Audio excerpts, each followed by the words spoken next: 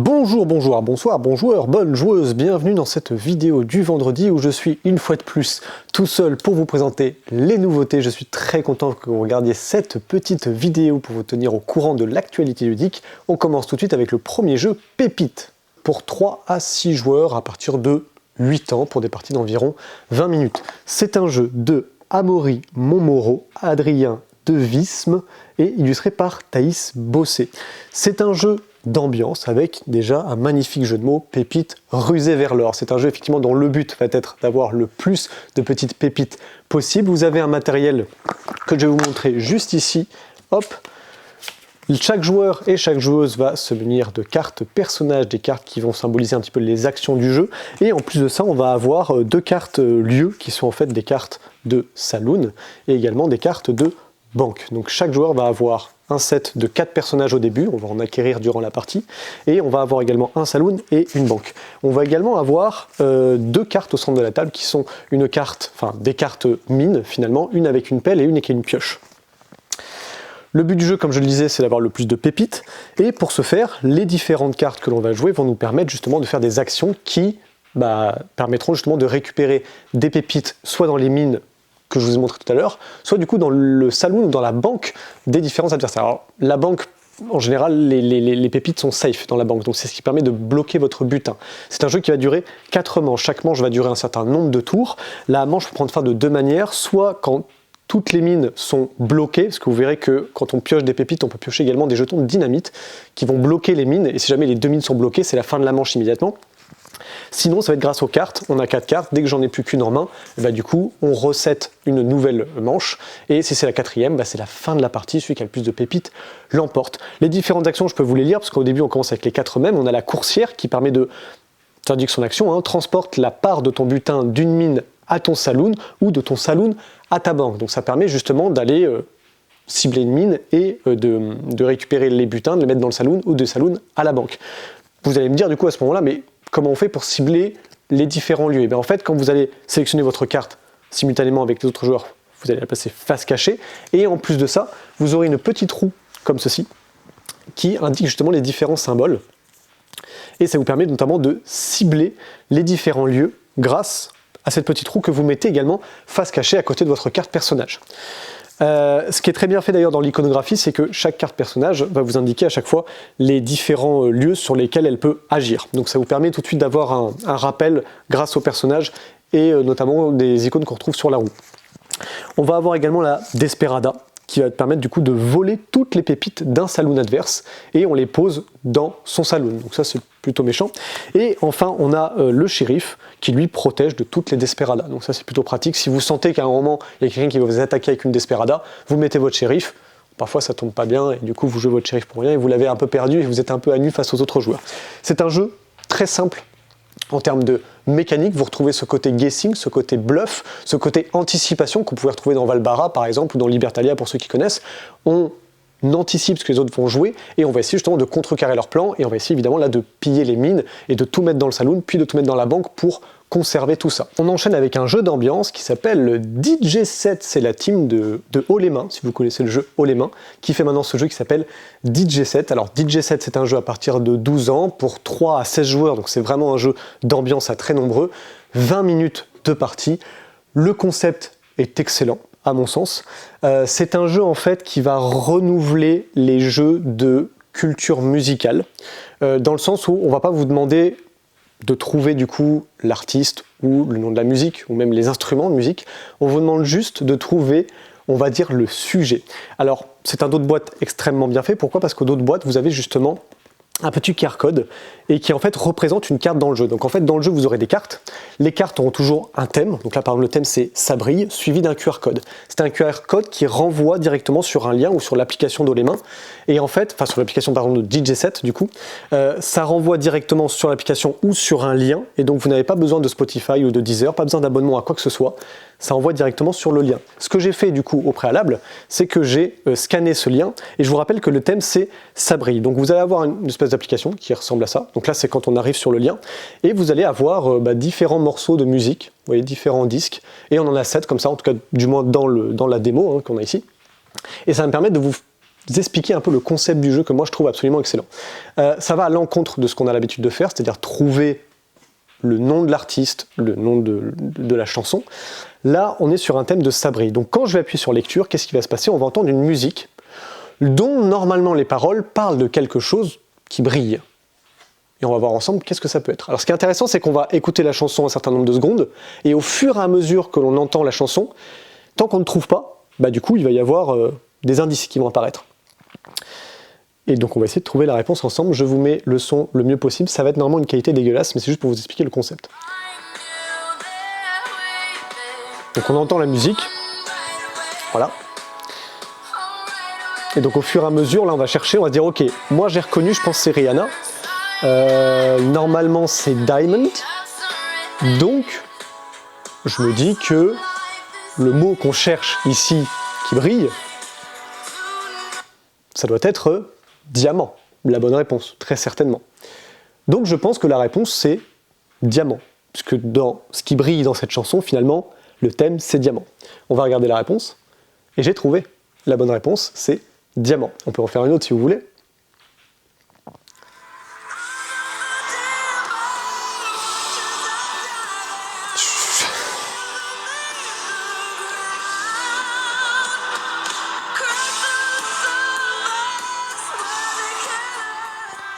Voilà, là vous avez tout le concept du jeu, c'est-à-dire que si vous pensez, donc là visiblement un 10 c'est un film, donc là vous vous dites bon, j'ai déjà entendu ça quelque part, ça vient d'un film, ça y est j'ai reconnu la voix, je crois que c'est la voix de Lady Gaga, il me semble qu'elle a fait un film avec Bradley Cooper, mais j'ai plus le nom, alors je crois que c'est en anglais ça va être Star is Born, mais du coup, qu'est-ce qui brille dans cette chanson? Je sais pas, une star c'est une étoile, donc je vais dire par exemple une étoile, banco. J'adore ce concept parce qu'en fait, ça vous pousse à réfléchir et à appréhender la chanson différemment de comment vous l'écoutez d'habitude. Et la plupart du temps, même pour tous les jeux de culture G comme ça, musicaux, et ben en fait vous devez toujours trouver soit l'auteur, le compositeur, soit des instruments, soit justement bah, comment dire, on est vraiment sur pas du sens de la chanson, mais là on est vraiment sur, on cherche quelque chose qui est en lien avec un thème. Et c'est ça que je trouve hyper original dans le DJ set. Je trouve que ça renouvelle vachement les jeux de culture G. Moi j'ai beaucoup aimé et je trouve que le dos de boîte est très malin parce que ça me permet de vous l'expliquer, nous notamment Ludicaire en boutique, grâce à ce système là où en plus on n'a pas besoin d'applications, que ce soit Spotify ou Deezer. Donc vraiment top d'avoir en fin d'année, donc ça va être vraiment génial pour les fêtes de fin d'année, d'avoir un jeu comme DJ set en boutique. On a également reçu Transorient Express. C'est un jeu de France Couderc et magnifiquement illustré par Laetitia Van Gas. C'est un jeu à partir de... Alors, ils mettent à partir de 14 ans et plus. Honnêtement, je pense qu'on peut y jouer à moins. Je pense qu'honnêtement, 10 ans, un enfant qui a un peu l'habitude de jouer, ça devrait aller.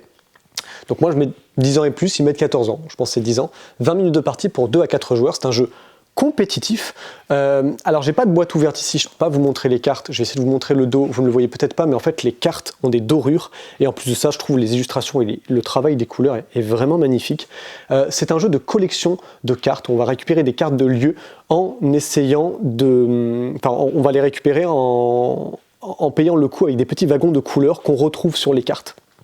Donc chaque carte va avoir en fait des petits wagons de couleurs et c'est avec cette contrainte-là qu'on va devoir poser les cartes. Donc on va à chaque tour avoir une action à faire parmi deux, soit on va défausser une carte de la rivière que vous avez vue ici et on récupère les wagons qui sont juste en dessous, qui ont été posés aléatoirement au début de la mise en place en fait, et au début de chaque manche on fera ça. Donc soit je défausse la carte et je récupère les wagons, soit du coup je veux prendre la carte et du coup pour ça il va falloir que je l'achète tout simplement. Et dans ce cas-là je ne prendrai pas les wagons. Ce qui est intéressant du coup dans le jeu, c'est que vous avez deux rivières de cartes, vous en avez une au-dessus et une en dessous. Celle sur laquelle on va jouer, c'est celle du dessous. Donc il y aura autant de cartes révélées que de joueurs autour de la table plus un, de façon à ce qu'à chaque fois, une fois que tout le monde est joué, qui est pris des locomotives ou qui est pris des cartes, il va rester une carte à la fin. Et en fait, on va rajouter un petit wagon en dessous pour la rendre ainsi plus intéressante. Et on va descendre les cartes qui étaient au-dessus et révéler de nouvelles cartes pour créer toujours une ligne au-dessus. Ce qui fait qu'on a toujours deux rivières de cartes, celle sur laquelle on va dire, on est actif, et celle qui va arriver juste après. Donc ça permet d'anticiper. C'est pour ça que des fois vous allez défausser les cartes pour prendre les wagons, parce que parmi les cartes que vous voyez, il n'y a rien qui vous intéresse, mais les wagons que vous récupérez en dessous sont intéressants pour les cartes du dessus. L'intérêt de ça, c'est quoi? C'est qu'en fait, vous allez jouer des cartes de wagons. Je crois que la fin de la partie arrive quand un joueur en a 7. Et l'idée, c'est que vos wagons vont vous permettre de réaliser différents objectifs. Ça peut être lié à leur valeur, parce que les cartes auront des valeurs, ça peut être lié à leur couleur, enfin, il y a plein de critères. C'est pas un jeu... En fait, pour ceux qui aiment les jeux comme Faraway ou Château Combo, ça peut totalement vous plaire, parce qu'en fait, on n'est pas sur des jeux où on se dit « Waouh, il y a une mécanique de dingue, c'est hyper original ». Non, mais c'est des mécaniques qui fonctionnent très bien, et c'est beaucoup de réflexions qu'on adore, le principe d'optimisation, d'anticipation de ce qui va arriver, bref, le jeu de cartes par excellence, et en plus avec de très belles illustrations. Space Lab est un jeu de Corentin Lebras et de Johan Goupy, illustré par Weird Loop. C'est un jeu de chez Studio H, c'est un jeu à partir de 10 ans, pour des parties d'environ 20 minutes. C'est pour 1 à 4 joueurs. Je ne vous parlerai pas du mode solo ici, sachant que je n'ai même pas encore joué au jeu, je n'ai qu'une hâte, c'est d'y jouer, vraiment, parce que c'est le genre de jeu qui, moi, me plaît. Je suis un gros fan, comme je vous l'ai dit tout à l'heure, on parlait de Transorient Express par rapport à Faraway, Château Combo, ou encore la cour de Versailles. C'est vraiment ce genre de jeu où vous aurez à construire un tableau de cartes avec quelques contraintes, essayer de réaliser des objectifs. Il y a une gestion de main aussi à avoir, donc c'est vraiment ce genre de jeu, Space Lab.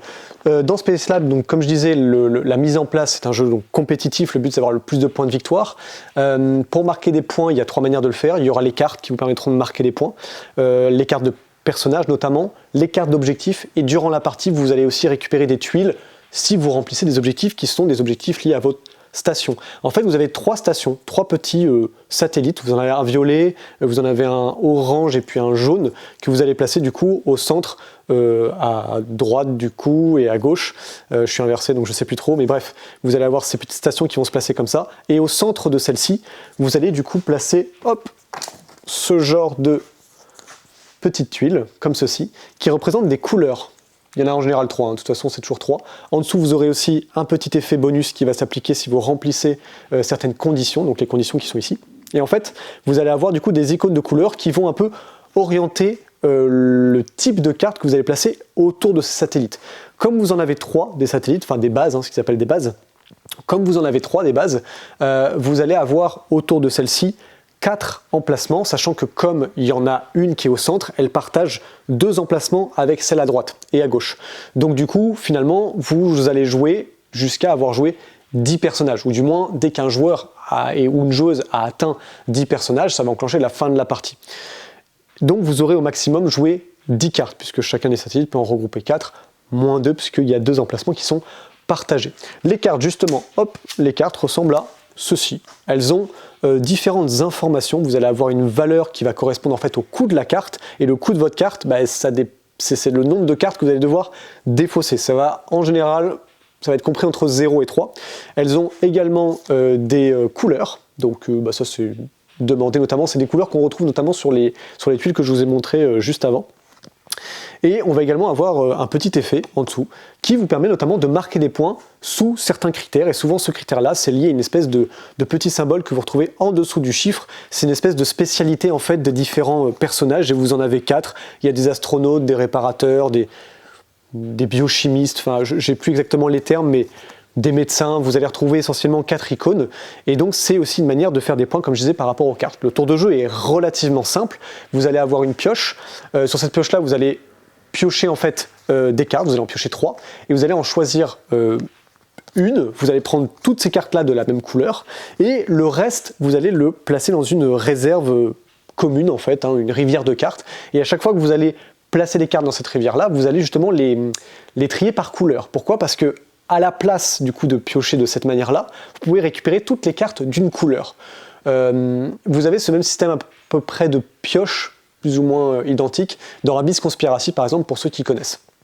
Donc un système de pioche ma foi très efficace, puisque je vais vouloir essayer de me spécialiser. Chose qui va être intéressante, c'est que sur les différentes bases, parfois les icônes qu'on va vous demander sont de même couleur. Et donc je vous rappelle que ça c'est sur une base, et donc là on vous demande que sur vos 4 cartes autour de cette base-là, s'il y en a 3, vous déclenchez un effet en dessous. Effet qui peut vous rapporter des points, ou notamment qui peut vous permettre de récupérer des cartes d'objectifs. Ce sont des petites cartes que je n'ai pas sorties là, parce que c'est pas très intéressant de vous les montrer, mais c'est des cartes d'objectifs, et donc comme son nom l'indique, si vous remplissez les contraintes de l'objectif, bah du coup vous marquez des points.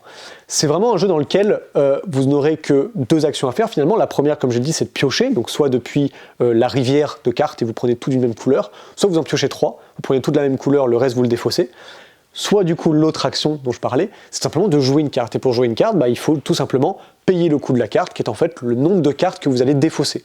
Vous défaussez une carte, enfin vous défaussez X cartes, vous placez votre carte sur l'un des emplacements disponibles de l'une de vos bases, et après s'en coulent différents effets, mais ça va dépendre justement de la carte que vous jouez et où vous la placez. Donc là on va retrouver une fois de plus un jeu de combo de cartes, ceux qui cherchent justement des remplaçants, des substituts à Château Combo ou même à Seven Wonders par exemple. C'est vraiment un jeu qui va vous amener à réfléchir, à gérer votre main aussi, parce qu'à force de jouer des trop grosses cartes qui coûtent cher, bah vous risquez du coup de passer votre temps à piocher. Donc il faut essayer d'optimiser, essayer de temporiser dans certaines situations et surtout optimiser le placement de vos personnages pour les faire comboter au mieux et marquer le plus de points de victoire à la fin. On a également reçu pour les Dungeon Crawleristes, je ne sais pas si ça se dit, Map Master, qui est un jeu qui peut se jouer en compétitif ou en coopératif. Incroyable cette petite boîte. Donc c'est un jeu de Jan Sebastian Bach. C'est marrant qu'il s'appelle Jan Sebastian Bach. Je ne sais pas si c'est une blague, mais son nom est incroyable. Et de l'autre côté, la version coop, c'est Jan Sebastian Bach et Cédric Comon. Donc il y a ces deux noms-là. On va avoir un jeu donc en compétitif qui se joue de 2 à 5 à partir de 10 ans pour 45 minutes de partie, et en coopératif de 1 à 5 à partir de 10 ans, 45 minutes de partie. Dans la version compétitive de ce jeu, chaque joueur va récupérer différentes cartes qui représentent justement des couloirs et notamment des salles de donjon, notamment des objets aussi que vous allez pouvoir retrouver dessus. Objets qui, par le jeu et par la mise en place, seront intéressants à récupérer pour marquer des points, et d'autres objets qui vous permettront notamment de franchir des obstacles, différentes clés, des coffres, des pièces, tout ça, vous allez avoir un intérêt à récupérer des butins, mais certains butins seront plus difficiles à atteindre, et à la fois dans le fait de relier les différents éléments, et à la fois dans le côté casse-tête de construire votre donjon de manière la plus cohérente possible, et non pas en essayant de vous bloquer et en tournant en rond sur des éléments qui n'ont pas d'intérêt pour vous. Donc il faut optimiser le placement de ces cartes. Évidemment, on n'aura pas toujours ce qu'on veut, et il va falloir faire avec ce qu'on a. Dans la version coopérative, on retrouve le même système, sauf que là, du coup, on va essayer de coopérer ensemble pour construire un donjon, et essayer de ne pas se marcher sur les pieds, et donc forcément, on va essayer de récupérer des butins qui sont intéressants pour tout le groupe. Voilà pour Map Master. On change totalement de registre avec un jeu plus narratif qui s'appelle Butterfly Effect. Ici, c'est la boîte Alter Ego. Je dis la boîte Alter Ego, pourquoi? Parce qu'en fait, c'est le premier d'une gamme. Le deuxième s'appellera, hop, le manoir de Sing Hill, qui n'est pas encore sorti. Attention, celle-ci va arriver un peu plus tard, mais on devrait la voir, j'allais dire courant du mois, mais ça dépend quand est-ce que vous regardez la vidéo. Bref, ça c'est la première boîte qui est sortie. Ça c'est la deuxième qui va arriver au moment où cette vidéo est sortie. Hop, 2 thématiques très différentes. Ici, donc dans le manoir, pardon, hop, dans le manoir de Sing Hill, on va plutôt avoir une thématique horrifique, et j'ai même envie de dire quelque chose d'un peu plus adulte. Donc faites attention à ne pas mettre entre toutes les mains. Je pense que c'est quand même un jeu, je ne sais pas quel âge ils ont mis d'ailleurs sur cette boîte là, 12 ans et plus. Ça parle de sujets quand même assez lourds, donc faites attention. Ça reste néanmoins, les deux jeux ont une mécanique similaire évidemment, mais c'est un jeu narratif, donc vous n'avez pas forcément par la thématique les mêmes sensations de jeu du coup, puisque c'est un jeu narratif. Ce sont du coup des jeux de Quentin Guidotti et illustrés par Gong Studio. C'est un jeu distribué par la boîte de jeu, édité par la boîte de jeu et distribué par BlackRock. C'est un jeu narratif où ici vous allez jouer un personnage, on va dire, avec une vie sans doute assez lambda. Il s'appelle William Brown, je ne dis pas de bêtises, c'est ça, il s'appelle William Brown. Et William Brown, il a une vie, c'est un employé de bureau, sans histoire. Voilà. Il vit une vie normale dans la vie de tous les jours, mais le soir, il se transforme en un super vilain dont le nom est Electrobe 2. Et le problème d'Electrobe 2, c'est qu'il est pris dans une loupe temporelle. Et il va essayer de comprendre ce qu'il est et comment en sortir. Enfin, du moins, c'est vous qui essayez de comprendre ça. Dans ce jeu, vous allez retrouver essentiellement des cartes qui vont être essentiellement des lieux avec un texte associé. Vous allez lire tout ça, et chaque fois que vous avez un lieu, vous aurez des cartes actions qui seront plus ou moins toutes disponibles, certaines ne le sont pas, et c'est indiqué avec un gros signe interdit que vous n'avez pas le droit à ça. Et puis les actions vous permettent de faire différents choix narratifs, et c'est là où je ne vais pas rentrer dans le détail du jeu, puisque mécaniquement ce n'est pas complexe. Par contre, ce qui va être intéressant, c'est les choix que vous allez faire. Dans celui-ci, on va avoir jusqu'à 7 fins différentes. Et ce qui est cool, c'est que la narration, elle pousse la curiosité des autres fins. Il y a d'autres jeux où vous allez vous dire, bah, je l'ai fait une fois et puis la boîte, je l'ai rangée parce que ça ne m'intéressait pas. Là, non. La narration, elle vous pousse à cette curiosité, à aller chercher les autres fins. C'est pas un jeu dans lequel vous allez, on va dire, avoir peut-être de grandes difficultés à résoudre certaines choses, mais ce qui est très important ici dans Butterfly Effect, c'est notamment du coup de vivre une histoire et que vous allez pouvoir, notamment avec cette thématique, refaire plusieurs choses et ne pas tomber sur les mêmes finalités. On a normalement également reçu à la boutique, à l'instant où je vous parle, on n'a pas encore reçu les sucrés salés, mais normalement c'est une nouveauté qu'on doit avoir à la boutique, ou du moins on la recevra, donc n'hésitez pas à appeler si vous souhaitez récupérer un sucré salé. Sucré salé, c'est un sucré ou salé, c'est un jeu du coup de Mads Emil Christensen. C'est un jeu d'ambiance pour 2 à 8 joueurs à partir de 10 ans pour 15 minutes de partie. C'est Yellow qui nous propose ça. C'est un jeu dans lequel un joueur va faire deviner à d'autres joueurs du coup un mot parmi les différents qui sont placés ici. Donc vous avez des coordonnées ici, un peu comme mot malin, et vous allez, en fait, si c'est moi, je vais vous faire deviner un mot, je vais piocher une coordonnée. Donc là, mettons, la coordonnée, c'est de faire deviner, comme l'exemple indique, le mot pieuvre. Donc je dois faire deviner le mot pieuvre. Et donc pour ça, je vais avoir des cartes d'indices. Ici, vous avez des cartes d'indices, on vous indique soit Tom Hanks, soit Tom Cruise, soit du coup, vous avez ici le minuit ou midi. Et en fait, c'est souvent des opposés. L'idée, c'est quoi? C'est que moi, je pioche une carte indice, et je vais la placer au niveau de la boîte pour vous montrer uniquement l'indice que je choisis. Donc par exemple, si je pioche midi, minuit, je vais peut-être me dire, faire deviner pieuvre, c'est plutôt pour moi un animal de nuit, on va dire, puisque je pense que c'est sous l'eau, ça n'aime pas spécialement le jour, puis c'est assez profond dans l'océan, me semble-t-il, mais je n'en sais rien, mais je suppose. Et donc du coup, je me dis qu'une pieuvre, c'est plus minuit que midi, admettons. Donc je mets l'indice minuit. Et donc tous les autres joueurs vont réfléchir et se dire, tiens, lui, sa carte qui essaie de faire deviner, c'est plutôt en lien avec minuit. Alors ils vont regarder, ils vont se dire, est-ce qu'une rose, c'est plutôt midi, plutôt minuit? Pense pas. Est-ce que le pirate, c'est plutôt minuit? C'est vrai que un pirate, c'est plutôt associé à la nuit. Enfin c'est-à-dire, on voit quand même des pirates de jour. L'armée, draguer... lampe de poche, lampe de poche typiquement, minuit, on va se dire lampe de poche c'est quand même proche de minuit, donc on va le garder. À l'inverse, tout ce qui est en lien, on pense avec, ou qui n'est pas en lien plutôt avec minuit, on va plutôt l'éliminer. Donc les joueurs vont éliminer des mots, et puis après je vais piocher un second indice. Ça, je vais pouvoir le faire de mémoire, il y a 5 manches, et au bout de la 5e manche, normalement il faut trouver le mot et surtout ne pas éliminer le mot restant. C'est un jeu auquel j'avais pu jouer en fait à Cannes. Il était encore dans une version un peu prototypale, mais il était déjà bien avancé. Oh, pardon, il était à l'envers. C'était déjà pas mal avancé, et j'ai trouvé les discussions totalement farfelues. On a des situations où les gens se demandent si Marilyn Monroe, est-ce que c'est plus sucré ou plus salé? Est-ce que c'est plus pimenté ou est-ce que c'est un peu plus doux? Est-ce que Gandhi, il est plus océan ou plus goutte d'eau? Enfin, c'est des situations et des discussions qui n'ont absolument aucun sens, et je trouve qu'on prend vachement de plaisir à écouter la réflexion.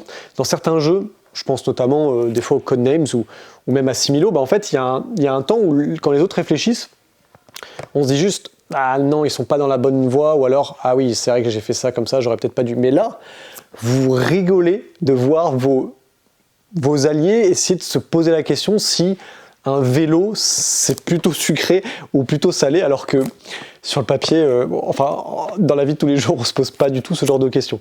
Donc, sucré ou salé, je l'espère, est disponible à la boutique. On va terminer cette courte vidéo, enfin du moins courte, j'espère, je ne l'ai pas encore montée, mais j'espère qu'elle est quand même assez courte, il n'y a pas beaucoup de nouveautés, mais on termine avec des accessoires. Vous avez les tapis qui sont maintenant disponibles pour le jeu Gwent. Alors on n'en a pas eu non plus beaucoup.